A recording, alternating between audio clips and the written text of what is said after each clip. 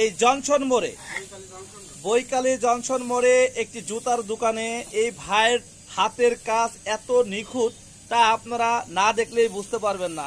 ভাইয়া, আপনার নাম কি একটু বলবেন? মঙ্গল। হ্যাঁ, এই ভাইয়ের নাম হচ্ছে মঙ্গল।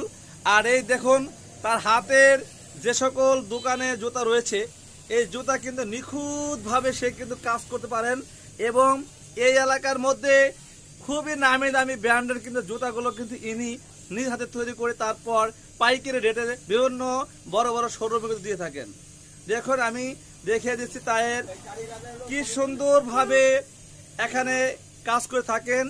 আর এই ভাইয়ের দোকানে কিন্তু প্রচুর জুতা রয়েছে প্রিয় ভিউয়ার্স, দেখুন। আর এই যে দেখুন তার সেলাইয়ের মেশিনটি, এখানে কিন্তু সে কিন্তু এই মেশিনের দ্বারা জুতার যে চামড়া সেলাই লাগে সেই সেলাইয়ের কাজটা করে থাকেন।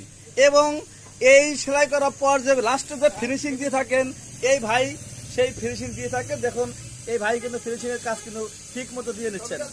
ভাইয়া, আপনার নাম কি? রামপ্রসাদ। রামপ্রসাদ এই ভাইয়ের নাম। আর এই ভাই কিন্তু হাতের কাজ দেখুন কি সুন্দর করে ফিনিশিং দিচ্ছেন। আর এই দেখেন পাইকারি অর্ডারের মালগুলো কিন্তু এখানে কিন্তু বেশ জমে ফেলেছেন।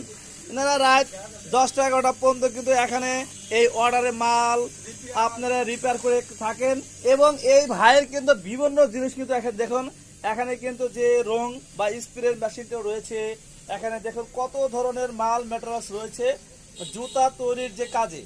এই দেখুন বিভিন্ন সাইজের যে জুতা তৈরি করা হয় তার যে ফ্রেমটা, সে ফ্রেমটাও রাখতে তিনি ভোলেননি। কারণ এখানে একটাই কাজ, সেটা হচ্ছে এই যে দেখেন ইকো রং।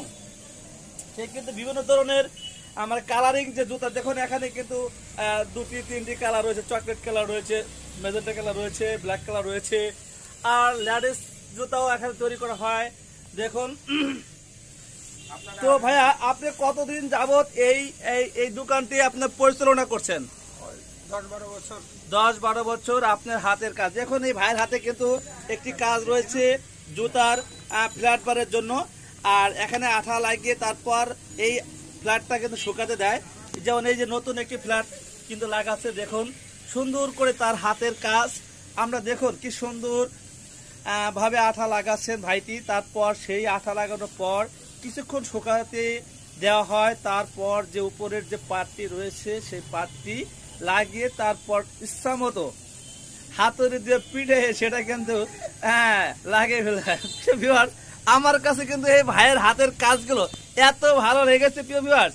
আপনারা এই খুলনাতে আসলে এই মোড়ের নামটা কি ভাইয়া?